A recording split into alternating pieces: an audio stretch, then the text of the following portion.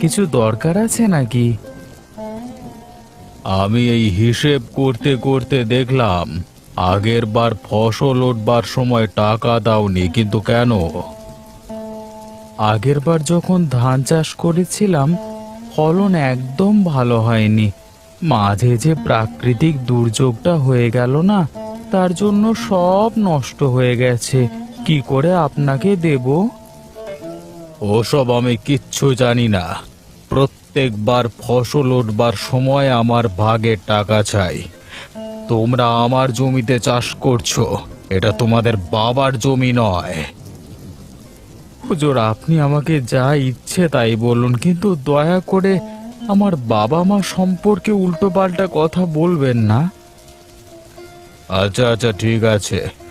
আগের বার যেমন টাকা দাওনি, তেমন এবারে ফসল উঠলে আমাকে যত টাকা দাও তার থেকে 1.5 গুণ বেশি দিতে হবে। তাছাড়া কিসের চাষ করেছো? এই বর্ষার আগে কচু চাষ করেছি, আর কিছুদিন পর কচু উঠে যাবে, কিন্তু এত পরিমাণে টাকা আমি আপনাকে দেব কিভাবে? ওসব আমি কিচ্ছু জানি না। যদি টাকা না পাই তাহলে কিন্তু পরের বার থেকে আর এই জমিতে চাষ করতে দেব না। তোমাদেরকে ভালো জমি দিয়েছি, উর্বর মাটি, নদীর পাশেই জলাশয়, সেচের ব্যবস্থার কোনো অসুবিধা হবে না। হুজুর, আমাদের সামর্থ্য হলে নিশ্চয়ই দেব। ওসব ন্যাকাপোনা এখানে দেখিও না।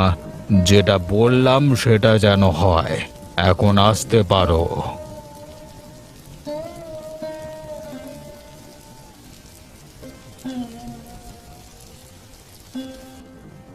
এই বৃষ্টির দিনে সকালে গরম চা খাওয়ার মজাটাই আলাদা। কিন্তু বৌদি দাদা কোথায়? ওকে তো দেখতে পাচ্ছি না। তোমাদের মালিক নীলকান্ত বাবু ওনাকে ডেকেছিলেন, তাই আজকে সকালবেলায় ওনার বাড়ি গেছে। কিসের জন্য গেছে কিছু বলে গেছে? আমাকে তো না জানিয়ে চলে গেল। আরে না না, তেমন কিছু নয়, আমায় বলেছে এসে জানাবে। আর তুমি ঘুমোচ্ছিলে বলে ডাকেনি। বেশ, তাহলে দাদা এলে জানতে পারবো। বৌদি, বলছিলাম দাদা তো মালিকের বাড়িতে গেছে, তাহলে কি আমি বাজারটা করে এনে দেব? না না, কালকে তোমার দাদা অনেক বাজার করেছে, এখন 3-4 দিন কিচ্ছু আনতে হবে না। বাহ, তাহলে তো ভালোই হয়েছে। তাহলে আমি জমির দিকে যাই, দেখি জমিতে টুকটাক কাজগুলো সেরে নিই। হ্যাঁ, তাহলে তাই করো। এবারে কচুর ফলন কেমন হবে বলে মনে হচ্ছে গো? আগের বার তো প্রাকৃতিক দুর্যোগের জন্য পুরোটাই নষ্ট হয়ে গেল ধান। হ্যাঁ, কচুগুলো ভালোই হবে মনে হচ্ছে। গাছগুলো সতেজ এবং তরতাজা হয়ে আছে দেখলাম। আশা করছি ভালোই লাভ করতে পারবো।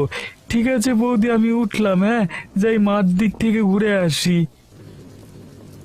হ্যাঁ যাও, বাইরে তো ঝিমঝিম করে বৃষ্টি পড়ছে, গামছাটা নিয়ে যেও, মাথায় নিও। হ্যাঁ বৌদি, আমার মনে আছে।